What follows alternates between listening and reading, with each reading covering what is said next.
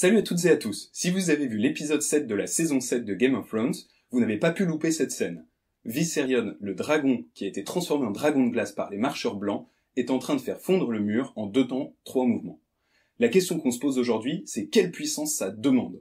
Autant de puissance que celle dégagée par un camion, ou carrément autant de puissance que celle dégagée par une centrale nucléaire?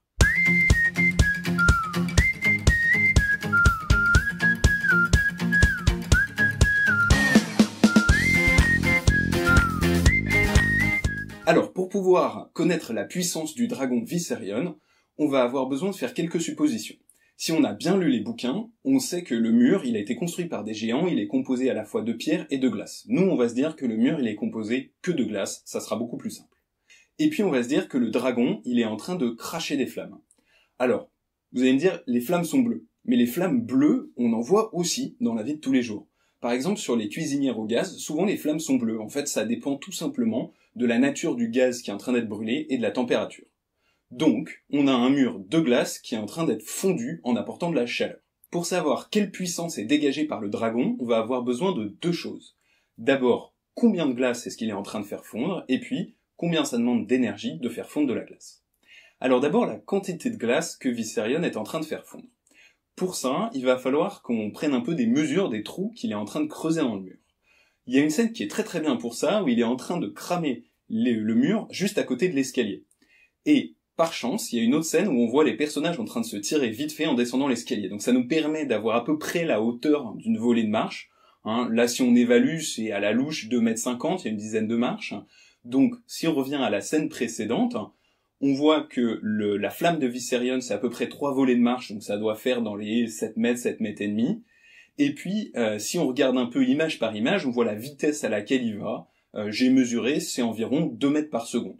Donc, conclusion en 1 seconde, Viserion, il est en train de cramer un trou de 7 mètres et demi de haut sur 2 mètres de large. Ça fait 15 mètres carrés. Pour avoir le volume de glace total qu'il est en train de faire fondre, il faut qu'on connaisse aussi la profondeur du trou. La profondeur du trou, c'est tout simplement l'épaisseur du mur. Pour connaître la profondeur, on va utiliser la scène où Bran regarde le mur à travers ses corbeaux. On le voit d'en haut et il y a un escalier qui est juste au milieu. Alors l'escalier, il doit bien faire 1 mètre de large pour qu'on puisse monter et descendre en se croisant. Et du coup, le mur, il fait une quinzaine de fois la largeur de l'escalier, donc ça veut dire à peu près 15 mètres de large. Conclusion, en 1 seconde, Viserion, il est en train de faire un trou de 15 mètres carrés fois 15 mètres de profondeur. Ça fait 225 mètres cubes. Ou, dit autrement, 225 000 litres. Alors, 1 litre d'eau, on le sait tous, ça fait à peu près 1 kilo. Par contre, 1 litre de glace, c'est un peu plus léger. La glace est moins dense que l'eau et c'est d'ailleurs pour ça qu'elle flotte. 1 litre de glace, c'est 900 grammes. Conclusion, en 1 seconde, Viserion est en train de faire fondre environ 200 tonnes de glace.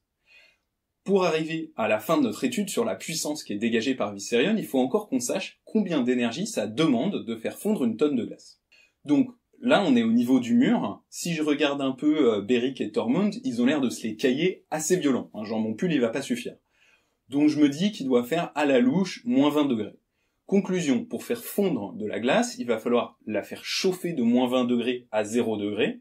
Et ensuite, il va falloir lui fournir encore un peu plus d'énergie pour qu'elle passe de l'état glace à l'état liquide. Au total, pour 1 tonne de glace, il va falloir apporter 125 kWh d'énergie. Je rappelle que le kWh, c'est l'unité du compteur EDF. Donc en 1 seconde, Viserion fait fondre 200 tonnes de glace et pour ça, il fournit 25 000 kWh. Et 25 000 kWh, c'est la consommation de 4-5 foyers pendant 1 an. Sauf que Viserion, cette énergie, il la fournit pas en 1 an, il la fournit en 1 seconde. Et c'est là qu'on arrive à la question de la puissance. Alors si vous savez pas ce que c'est que la puissance, on peut faire une petite analogie avec l'eau. Lorsque vous ouvrez votre robinet, il y a un certain débit d'eau. C'est quoi le débit d'eau? C'est la quantité d'eau qui coule par seconde. Et la puissance, c'est en quelque sorte le débit d'énergie, c'est-à-dire la quantité d'énergie qui est utilisée ou produite par seconde. Donc si on divise les 25 000 kWh fournis par Viserion par 1 seconde, qui est le temps qu'il met à les fournir, on obtient une puissance de 90 gigawatts. 90 gigawatts, c'est pas très parlant. À la maison, on parle en watts. Par exemple, on a des ampoules aujourd'hui qui font une dizaine de watts. 90 gigawatts, c'est 90 milliards de watts. En fait, une centrale nucléaire, en tout cas un réacteur nucléaire, ça va pouvoir fournir 1 gigawatt. En France, on a 58 réacteurs nucléaires, donc au maximum, ils fournissent 60 gigawatts. Autrement dit, Visserion, il fournit autant de puissance que 1,5 fois tout le parc nucléaire français, ou autant de puissance que 20 000 très grosses éoliennes. La conclusion de tout ça, c'est que si on veut passer aux énergies renouvelables, je pense qu'on peut jeter nos centrales nucléaires, nos éoliennes, nos panneaux solaires, etc. et commencer à élever des dragons. Alors s'il te plaît, Daenerys, aide-nous. Bon alors c'était un épisode un peu plus détente que d'habitude, j'espère que ça vous a plu. Si c'est le cas, n'hésitez pas à mettre un pouce en l'air, à vous abonner à ma chaîne, à me faire des commentaires sur YouTube ou sur Facebook. N'hésitez pas non plus à partager, à en parler à vos amis, à me faire des commentaires sur comment je pourrais m'améliorer ou à me suggérer des idées pour les prochaines vidéos. Et bien sûr, je vous dis à la prochaine pour faire le plein d'énergie.